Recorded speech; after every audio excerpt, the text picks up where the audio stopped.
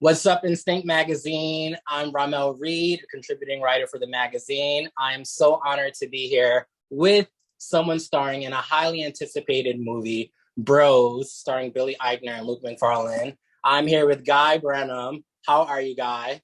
I'm doing great. I am electrified. We just had the film open in Toronto at the Toronto International Film Festival. Great response, and it's feeling wonderful.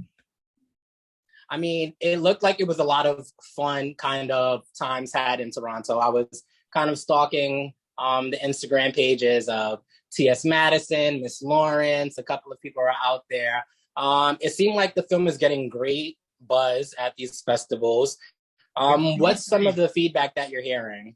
I mean, it seems great, but you kind of have to worry that everyone is just so like emotionally broken from all of the heartbreaking like art films at a film festival that just showing up with a like fun mass market comedy was all it took for them to explode with enthusiasm. But people have been really enthusiastic. You know, it's Yeah.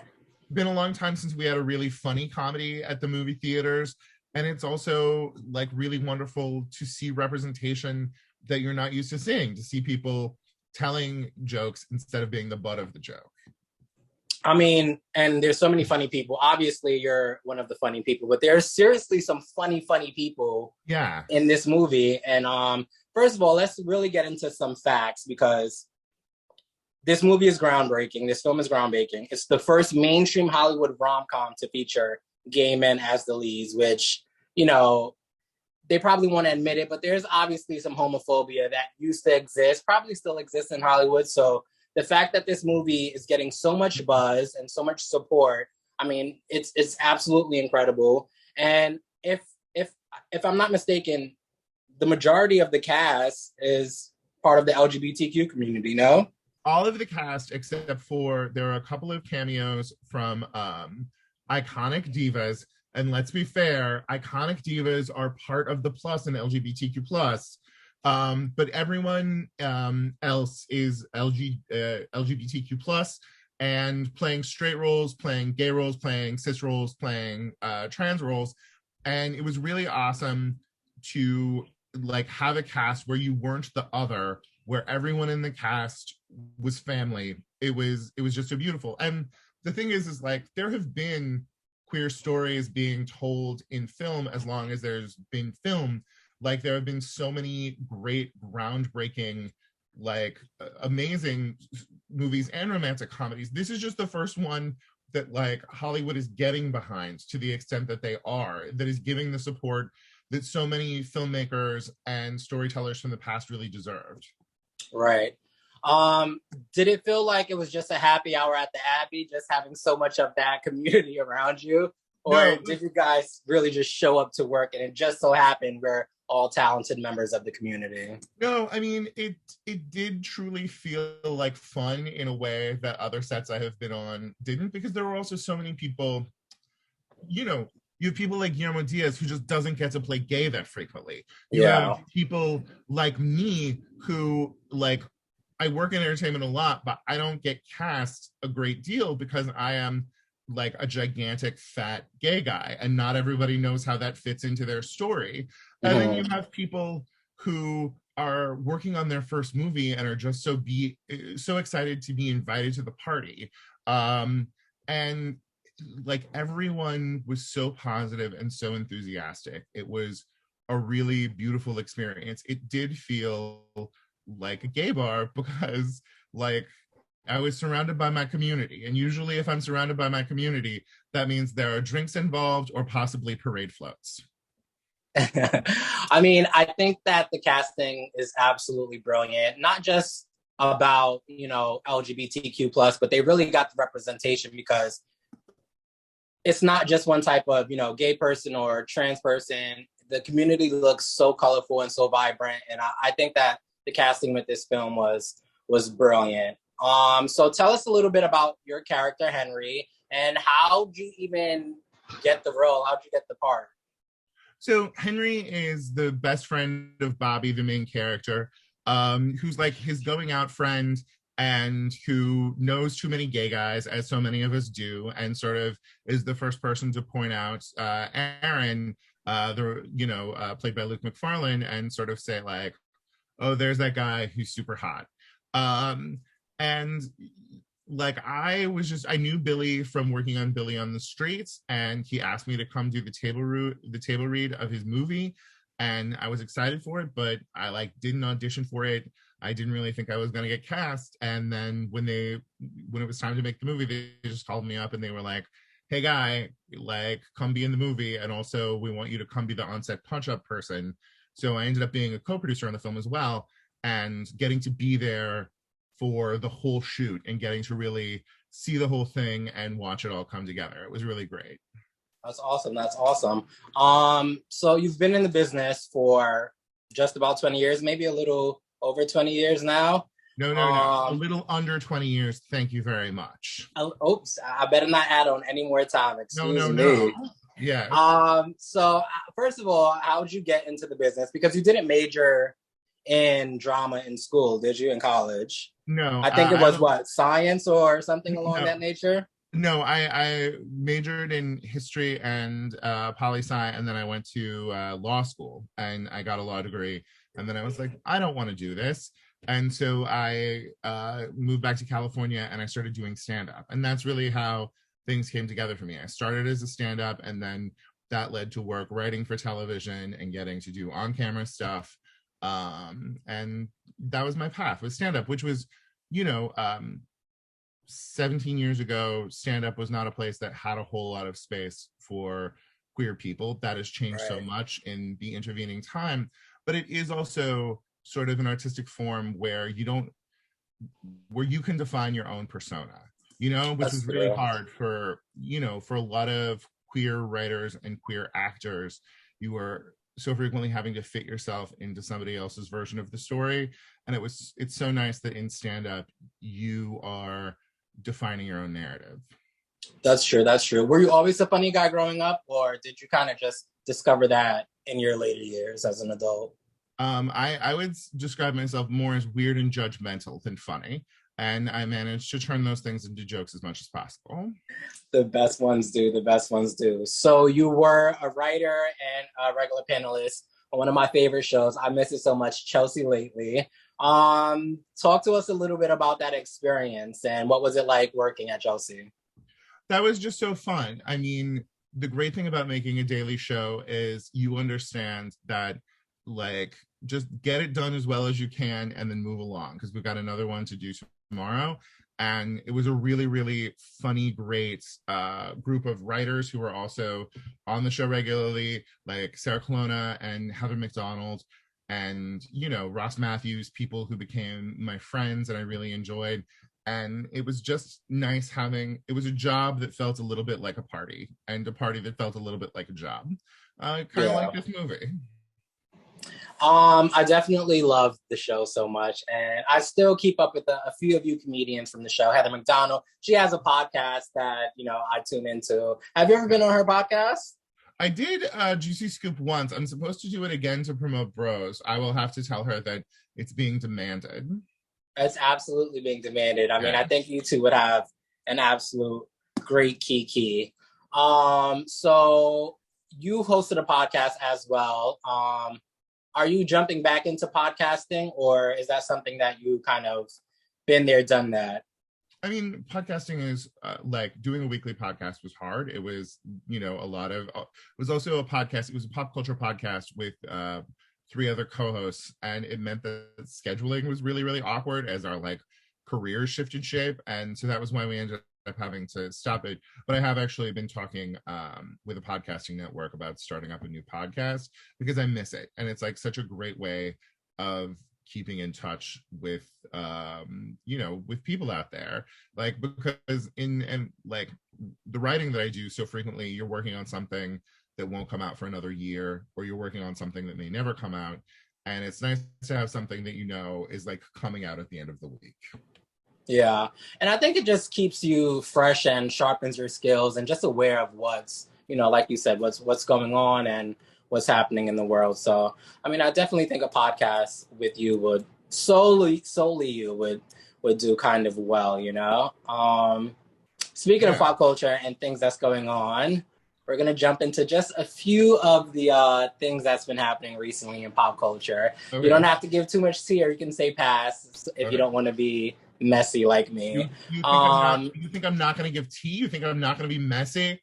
That is an insult, sir. This is why you need a podcast. This is exactly why you need a podcast, guy. So what did you think of this moment at the Emmys that just happened this past Sunday? What did you think of Jimmy Kimmel staying on the stage when the Quinta Brunson accepted her Emmy for Abbott Elementary? It was really funny talking. I'm currently writing on Hacks, and everyone else from Hacks was nominated, and so they were there, and they were like, we didn't really think about it that much. I was very aware of what was going on, and more than that, with the way the Emmys like stage was set up, Natasha Rothwell was like perfectly framed behind Quinta with a look of concern and alarm on her face. Yeah, just like what is happening here? Like I really think that Quinta is being the most gracious about it and really lovely. And the thing is the great thing is she is a real comedy performer who understands that sometimes you take swings and they don't work, and she's being very respectful of that. But I also think Jimmy Kimmel, she gave him a fucking opportunity to get up. She said, like, get up, Jimmy. And like, I think it would have just been nice. Yeah. And then there's also just the point of like, truly, like, a woman of color is having her moments. Let her have her moment without it having to be compromised in any way. Like, Quinta Brunson, like, brought back the network sitcom. She surely did. She breathed life back into it. And like, they're ABC family. And so I know that they know each other and they're friends. She's been very appreciative of him. But Jimmy also needs to respect that this is a woman who is keeping his network alive. And so show some respect. I mean, it was absolutely, in my opinion, disrespectful. And, you know, Twitter is where you go to get all the piping tea, and everyone's saying, you know, he never knows when to end the joke. That's why he never won an Emmy for his show. But that's what Twitter's saying. That's what they're saying. I'm just repeating it. I mean, that's a read. So moving along, and Hacks, by the way, I'm binging it now. It's incredibly great. It's one of the best shows out there, and especially on HBO Max. And shout outs to Joan Rivers. Love her, miss her. So I'm not sure if you were aware of the comedian Aries Spears and his comments about Lizzo. He was asked, what does he think about her music? And instead of critiquing her music, he just went to attacking her full-figured body and her looks. And it was the most asinine response to, what do you think of someone's music? So what thoughts, what's your opinion on that take? I mean, the way that we talk about fat people is supposed to keep us scared. It's supposed to keep us too scared from living our lives and being out there and being like fully who we are. And it's just so tragic to me that somebody like Lizzo, who like is such a star and has broken out so hard in music and now in television. She's an Emmy-winning television host and producer now. And, you know, Jillian Michaels came after her, now Aries Spears, and it is like that her existence is, that people are taking her existence as a threat is a testament to how revolutionary her just existing is.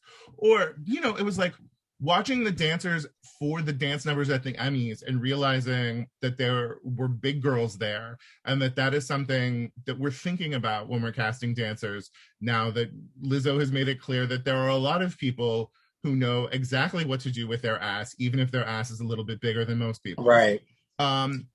Like, I just think it's, I mean, truly, Aries Spears, don't you have like some stand-up you should be working on? Right. Shouldn't you be doing something to be getting in the news for a better reason? And I mean, I don't understand how you're, you know, fat shaming someone when you're not slim yourself. I really don't understand that mindset, you know? But it is also like straight guys expecting that it's a woman's job to do that, and like straight guys like imagining that they have no responsibility, like I don't know, to like think critically or responsibly about representation. Yeah, it's rooted in misogyny and self-hate, Mhm. but enough about that clown. Um, have you heard about this? Are you a Housewives fan? Do you watch Housewives? I'm not a Housewives fan. When I worked for Chelsea Lately, I had to watch the show. I tried one time to watch all of Beverly Hills so that I'd have an additional thing to talk to gay guys about, but then I crapped out not long after the backdoor pilot of Vanderpump Rules. Though, I mean, I should get back on. I mean, it seems like a mess, but more importantly, is all gay guys want to talk about. Well, that's true. And this gay guy's about to just loop you into what's happening really quickly. So, rapper Nicki Minaj has went on a hate attack against Garcelle Beauvais. Are you familiar with her? Yes. Her son, Garcelle's son, was recently attacked socially with racist threats about if his mom doesn't stop coming for certain people on the show, and just really doing her job. She was on that show The Real, and they comment on pop culture. Yes. So they had a situation where they were talking about someone that was allegedly victimized by Nicki Minaj's husband or father of her child. And Nicki Minaj didn't like it. And so she kind of was like, that's why your white husband left you. And that's why your son is getting these racist attacks. And I don't think Nicki played that hand too well. So you probably haven't been caught up with this, T, but what's your thoughts on it regardless? It's just kind of, I feel inappropriate for Nicki Minaj to say and do these things. I mean, truly, that feels like a mess, and I will do my best to stay away from it. I think Nicki Minaj is amazingly talented. One time, I made a joke about Nicki Minaj on David Spade's old Comedy Central show, like a couple of years ago, and truly, Nicki's fans came after me so hard. Like, they found my phone number. They wouldn't leave me alone. Periodically, they pop back up in my Twitter mentions just to come after me. That said, she's an amazing talent and I have so much respect. But also, the women of The Real have been doing the hard work of breaking down culture for like a decade now. Right. And I have no end of regard and respect for them, with deepest love to Lonnie Love. And so, I just think it's a little bit ridiculous to come after somebody for just sort of, making pop culture talk, Yeah, I know. Nicki Minaj's fans are a little mentally unstable. I'm just going to say that. Stan culture needs to be evaluated and studied in a documentary. The Harry Styles fans have truly been coming after me recently, and they are unhinged. Why? What did you say about Harry Styles? I made fun of him for gay baiting, and they were just he's totally gay baiting. Yes, they were like, no, you don't understand. He's queer. He just keeps it hidden and is constantly, publicizing his relationship with Olivia Wilde, but not his queer truth. And it's like, all right, whatever. That's absolutely absurd. Well, this is the last one, and I'm glad you just brought it up because he was on the list. What do you think of them saying that Harry Styles is the new king of pop? I mean, Harry Styles is he's a good pop star. That's the thing. I mean, you can't call him the king of pop. Michael Jackson is the king of pop. Michael Jackson will always be the king of pop. 1000%. After his two recent performances, I would like him to stay. I would like Harry to stay in the musical field because it doesn't seem like acting is working out for him. I mean, this movie and all the drama surrounding it, I think I'm more interested in the behind the scenes more than seeing the film at this point. I mean, truly, the best movie I have watched this year is the press coverage of Don't Worry, Darling. It has been magnificent. Florence Pugh is an icon. Olivia Wilde is the greatest villain we've ever seen. I'm just soaking it all up. I'm looking forward to the HBO behind the scenes documentary on that one. All right, we're gonna shift gears just a little bit. A quick game, and this game has gotten a couple of people gay card snatched. So let's see how Guy does here. And it's just a simple who or what would you rather. So I'm gonna name two people or two things. You simply have to choose, and when we post this, people in the comments will let you know what they think of your choices. All right. So we're gonna start off with the never-ending debate: Mariah or J-Lo? Oh, Mariah. Why? for she's a pop queen. Like, she's given us so much. Like, she let Billy use her song for our movie, so I am indebted to her. Did she? Yes, absolutely. And like, look, JLo's a great talent. Out of Sight was an amazing film. It was. Jenny from the Block, a good song. But the thing is like, Mariah is part of our Christmases forever. It's like Mariah Carey. Mariah is going to be the best moment at every Christmas party you go to for the rest of your life. So just accept it. She is iconic. I think that J-Lo is a great celebrity. I don't think she's, and I've gotten in trouble for saying this, I think she's a talented girl. I just think she's kind of mediocre in all her things that she does. But I don't know. That's just my opinion. Being a very talented celebrity does really matter. I mean, getting married to Ben Affleck again after all these years, I mean, that's a beautiful, brilliant move. I mean, it's genius marketing. And why is paparazzi always around when he grabs Dunkin' Donuts? I'm starting to believe that it's a secret endorsement that we don't know about. All right. Naomi or Tyra? Oh, Naomi. Okay. I was about to say, Guy, I don't want to end this call on you. Please. No. I mean, the thing is like,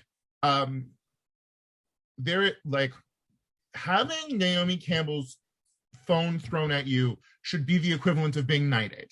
Like, it is, like, she is a queen. Like, we don't deserve to know her. Like, she is a thing of purest elegance dropped upon this earth, and that we get to be in the same space as her, I respect. Like, I love how mean she looks all the time. I love it. I always say a resting bitch face saves you from so much unnecessary drama. Yeah, it really does. And that's not why I wear it. I just have a tense jaw. That's another story. But I just think her resting bitch face saves her from a lot of drama in the industry. All right.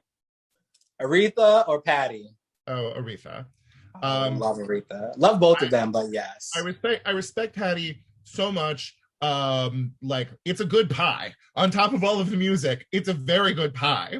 It is a good pie. But like, much as you were saying with the whole King of Pop thing, like, Aretha is the queen of soul. Like, Aretha gave us so much.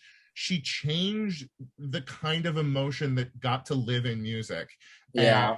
And, we are eternally indebted to her. My life is richer because of her. My life is richer because of Patty as well. Patty also, real good celebrity. Like, love Patty on top of everything is a real good celebrity. But like, Aretha, like, built so much that, you know, so many who came after her are resting on. I agree with you. But I do love Patti LaBelle, but, you know, Aretha's Aretha. Like, how can you choose? Madonna or Lady Gaga? Oh, Madonna, just out of respect and deference for the elder statesman. Like, you know, Madonna walked so Lady Gaga could run. Lady Gaga has truly given us so many amazing hits. But like, one time, do you know who Louis Vertel is? No. Oh, he's like he hosts a podcast called Keep It, but he one time was just like, he just commented on the fact that for the rest of time, the Immaculate Collection will just be there waiting for all young gay people. Makes me so happy. Like, no, I mean, you know, Express Yourself may be one of the most underrated sexy songs. Like, Express Yourself is like such a good, hard song about what fucking should be. And I think I need to go back and re-listen now. I mean, Madonna, absolutely. And, you know, her 3 townhouses that she combined in New York isn't too far from me. So every once in a while when I'm feeling down, I just walk by it and it just really just lifts your spirit up. So yes, Madonna, absolutely. All right, just 2 more. This one isn't really gay, but, you know, whatever. Letterman or Leno? Well, Letterman, 100%. Thank you 1,000%. For including that. I used to host a talk show. I love talk shows so much. And Letterman just had so much fun and play with the form. Like, Leno was a very by the numbers, by the book kind of guy, but like, felt very contrived to me. Yes, Letterman, you never knew it was going to happen. Yeah, definitely Letterman. One of my favorite things is to watch old Julia Roberts appearances on Yeah. Letterman. No, I just realized what I should have said. My answer should have been Joan. Let us never forget that Joan had her own late night talk show for 2 years. Which won Joan, her an Emmy. yes, Joan. It was her daytime show that won her an Emmy. But Oh, that's right. That's right. Joan was an icon who deserved her place in late night. I mean, I could go on and on and on about Joan Rivers so much, and there are certain celebrities that just make you remember where you were in life at a certain point. Yeah. And Fashion Police is just such a vivid kind of standout memory for me. And to this day, I'll be walking down the block and I'll just remember a joke that Joan said. And she really was the best. And I think about her all the time. And she appeared on this is the last one. She would appear on his show a lot. And it's not really like they're in competition with each other. Just who would you rather in any sense? Andy Cohen or Anderson Cooper? Oh, I mean, at the end of the day, Andy Cohen. Because, like, I'm sure Anderson Cooper is super, super interesting, but I feel like he's controlled. And, like, yeah, Andy Cohen, I don't know where my evening's going. Andy Cohen, like, who knows what could happen? That's true. Have you ever been on Watch What Happens Live? I've never been on Watch What Happens Live. Oh, I feel you two would have a blast. Well, speaking of two homosexual men, we're going to get back to the film, which is, again, Bros, in theaters September 30th, starring Billy Eichner, Luke McFarlane, a bunch of great people, including Guy Branum. Guy, why is this movie important for people to go watch, both gay, straight, or however you identify? It's not important. It's very, very funny. Like, it's not an important movie. It is a funny, great, good time. You're gonna laugh. Laughter is important, so it is important in my opinion. You're gonna laugh at it like you laughed at Bridesmaids, like you laughed at the 40-Year-Old Virgin. Like, it's a good time. Go to the theater with your friends. You're gonna enjoy it. That's incredible. That's incredible. Are you going to be at the New York premiere? Absolutely. Will you be there? I'm let's talk to Joey about that. We'll see. I don't know. I'm hoping so. Well, Guy, what's up next for you? Any upcoming projects that you're going to let the people know about? Oh, yeah. So I'm on a show called Platonic that's going to be coming out on Apple Plus next spring. And I'm writing on Hacks for the 3rd season. So that'll be coming out sometime later. I love it. I love it. And where can the Wonderful Instinct readers follow you? I am at Guy Branum, GUIBRANUM, on all social media platforms. I love it. I love it. Thank you so much, Guy, for your time. I'm so happy you picked Naomi and Aretha. This interview went well. Have a great day, and I hope to see you at the premiere. All right. See you. Bye-bye. Bye.